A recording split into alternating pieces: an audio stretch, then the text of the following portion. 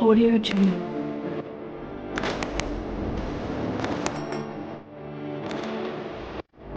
Hello बच्चों, कैसे हो? आपका एचडी मैथ ऑनलाइन क्लासेस में स्वागत है। मेरा नाम दिलीप सैनी, सब्जेक्ट अपना मैथ। तो बच्चों, हमने इससे पहले पढ़ा था चैप्टर नंबर 8, जो क्या था, समाकलन के अनुप्रयोग। आज का हमारा चैप्टर चलेगा अवकल समीकरण, जो कि चैप्टर नंबर 9 है। तो देखिएगा, आज का अपना चैप्टर है अवकल समीकरण। अवकल समीकरण। तो सबसे पहले हमें जानना है कि अवकल समीकरण होती क्या है। देखिए, dy by D X equal to होता है वाई डैश। इसको बोला जाता है प्रथम कोटि का अवकलज। प्रथम कोटि का अवकलज, और इसको y1 से भी डिनोट किया जाता है।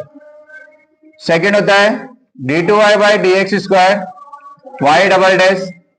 इसको बोला जाता है द्वितीय कोटि का अवकलज। द्वितीय कोटि का अवकलज। अगला होता है D three Y by D X three, यानी वाई ट्रिपल डैश। इसको बोला जाता है तृतीय कोटि का अवकलज, यानी वाई थ्री। ऐसे ही dash dash dash dash D N Y D X की पावर एन, इसको बोला जाता है एन कोटि का अवकलज, यानी वाई एन। अगर ये अवकलज किसी भी समीकरण में उपस्थित हो, ये अवकलज किसी भी समीकरण में कितनी ही बार उपस्थित हो, ये अवकलज किसी भी समीकरण में, ये अवकलज किसी भी समीकरण में कितनी भी बार उपस्थित हो, तो उसे अवकल समीकरण कहते हैं। ठीक है, अवकल समीकरण समझ में है क्या होता है।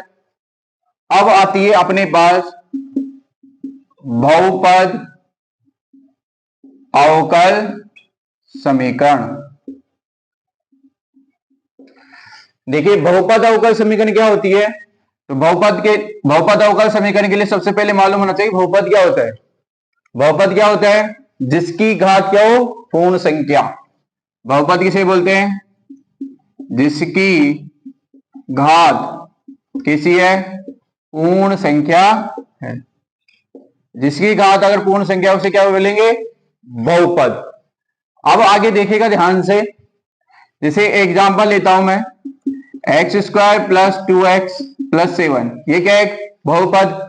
यहां पे देखो x की घात भी क्या है? 2 है, और यहां पे x की घात 1, यानी पूर्ण आ रही है। अगला एग्जांपल मैं ले रहा हूं, X square plus sine X plus E की पावर एक्स, ये भी का एक बहुपद। आगे देखेगा ध्यान से। आगे मैं एग्जांपल ले रहा हूं 1/x square plus 2x plus 7, क्या यह बहुपद है? क्या ये बहुपद नहीं है? क्यों नहीं है? एक्स स्क्वायर को मैं ऊपर लेके जाऊंगा तो एक्स की पावर क्या हो जाएगा? -2, और -2 पूर्ण संख्या होती है क्या? नहीं, -2 क्या होती है? पूर्णांक। इसलिए ये तो बहुपद है, ये भी बहुपद है, ये बहुपद नहीं है। अब आगे हम जानेंगे कि बहुपद अवकल समीकरण क्या होती है। देखिए, बहुपद अवकल समीकरण के लिए क्या कंडीशन होती है? बहुपद अवकल समीकरण किसे कहते हैं? बहुपद अवकल समीकरण। बहुपद अवकल समीकरण उसे कहते हैं जिसकी घात पूर्ण संख्या है, जिसकी घात पूर्ण संख्या है, तथा वह किसी फलन में न फंसे, उसे क्या बोलते हैं? बहुपद अवकल समीकरण। अब देखिए, हमने पढ़ा अवकल समीकरण और बहुपद अवकल समीकरण। अब हम जानेंगे कि अवकल समीकरण की कोटि व घात क्या होती है। यानी अवकल समीकरण की कोटि किसे बोलते हैं और घात किसे कहते हैं। तो अगला अपना कंसेप्ट है अवकल समीकरण की कोटि व घात। देखिए अवकल समीकरण की कोटि किसे कहेंगे, कोटि उसे कहेंगे उच्चतम कोटि के अवकलज, उच्चतम कोटि के अवकलज की कोटि ही अवकल समीकरण क्या कहलाती है, कोटि कहलाती है। यानी किसकी, उच्चतम कोटि के अवकलज की कोटि किसकी कोटि होती है, अवकल समीकरण की कोटि होती है। यानी आपको देखना है सबसे ज्यादा अवकलज, यानी सबसे ज्यादा अवकलज का मान देखना है, कितनी बार सबसे ज्यादा अवकलन किया गया है, वही क्या कहलाएगी उसकी कोटि। जैसे मैं एग्जांपल लेता हूं, मैं एग्जांपल ले रहा हूं d4y by dx4 plus dy by dx की power 3 plus dy by dx plus sine x equal to 0। ये मेरे पास एक अवकल समीकरण है, इसकी मेरे को कोटि बतानी है। तो देखिए ध्यान से कोटि क्या होगी इसकी, आपको चेक करना है कि सबसे ज्यादा अवकलज कौन सा है। यहां पे देखो d4y बाई dx4 का मीन्स क्या है, कितनी बार अवकलन किया गया अधिकतम, 4 बार। तो इसकी 4 क्या हो जाएगी, कोटि। अब जानते हैं कि घात क्या होती है। घात क्या होती है, उच्चतम कोटि के अवकलज की घात। आपको सबसे पहले भी देखना है उच्चतम कोटि का अवकलज कौन सा है और उसके ऊपर घात कितनी है, वो किसकी घात कहलाएगी, अवकल समीकरण की घात। जैसे एग्जांपल देखिए, यहां पे मैं एग्जांपल ले रखा हूं d4y by dx4 plus dy by dx की पावर 3। ये एग्जांपल ले लेते हैं, dy बाई dx का square plus sine square x equal to 0। अब मैं बोल रहा हूं इसकी घात क्या होगी, इसकी घात देखिए ध्यान से, घात सबसे ज्यादा अवकलज कितना है, d4, यानी 4 बार अवकलज, इसकी घात कितनी है, 2। तो यही अवकल समीकरण की घात कहलाएगी। क्या घात सभी की परिभाषित होगी क्या, नहीं, घात केवल किसकी परिभाषित होगी, केवल बहुपद अवकल समीकरण की। तो यहां लिखना है घात केवल बहुपद अवकल समीकरण की ही परिभाषित, घात केवल बहुपद अवकल समीकरण की ही परिभाषित होती है। यानी आपको देखना है कि अवकल समीकरण बहुपद है या नहीं है, तो इसकी घात निकलेगी। कोटि आप किसी की भी बता सकते हो, ठीक है। अब आगे हम क्वेश्चन सोल्व करते हैं, उससे पहले एक और नोट लिख लेते हैं। एक नोट क्या है, आपको ध्यान रखना है यदि कोटि व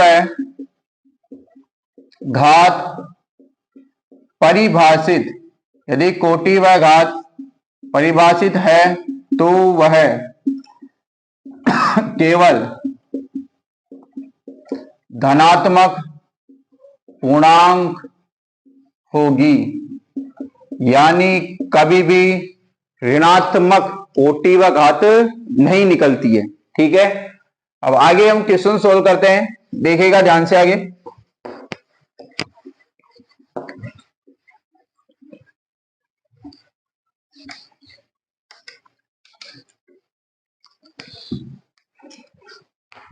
देखिए अपने पास पहला एग्जांपल इसका, एग्जांपल नंबर फर्स्ट। इसमें बोला गया आपके पास निम्नलिखित अवकल समीकरणों में प्रत्येक की कोटि और घात ज्ञात करनी है यदि परिभाषित है तो इसका पहला क्वेश्चन है dy by D X minus K cos X equal to 0। Second question है मेरे पास X Y d2y by D X square plus X dy by D X we got 2 minus Y D Y by D X equal to 0। मेरे पास third question है इसका, Y triple dash plus Y square plus E की power Y dash equal to 0। First example के अंदर 3 question है। इन तीनों क्वेश्चनों में आपको बताना है कि कोटि क्या होगी, घात क्या होगी, यदि परिभाषित है तो। क्या पूछा है आपसे? कोटि और घात। देखिए इस क्वेश्चन में मेरे को बताइए अधिकतम अवकलज कौन सा दिख रहा है? यही दिख रहा है मेरे को केवल एक बार, dy बाई dx। तो इसकी कोटि क्या होगी? 1। और इस dy बाई dx की घात कितनी है? 1। तो अवकल समीकरण की घात भी कितनी होगी? 1। नेक्स्ट क्वेश्चन आओ, इसमें मेरे को बताओ अधिकतम अवकलज कितना दिख रहा है? d2y by dx square. तो ये तो कोटि तो कितनी होगी मेरे पास? 2। और इसकी घात कितनी है d2y बाई dx स्क्वायर की? 1। तो इसकी घात क्या होगी? 1। अब आ जाओ नेक्स्ट, इसमें देखो अधिकतम अवकलज कितना दिख रहा है?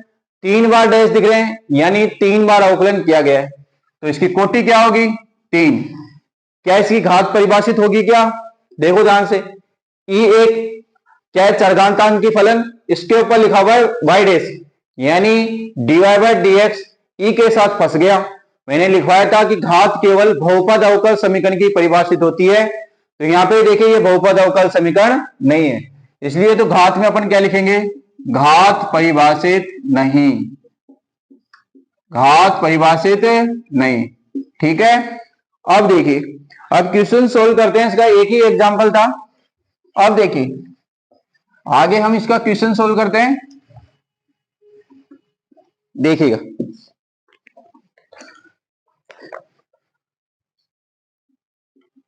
तो मेरे पास क्वेश्चन है 1 से लेकर 10 तक, जिनमें आपको कोटि और घात बतानी है यदि परिभाषित है तो।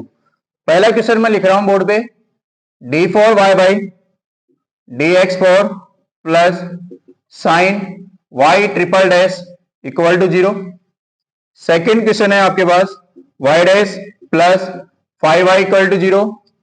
थर्ड क्वेश्चन है आपके पास ds बाई dt की power 4 plus 3s d2s by dt2 equal to 0। Fourth question है आपके पास d2y बाई dx स्क्वायर का square plus cos dy by dx equal to 0।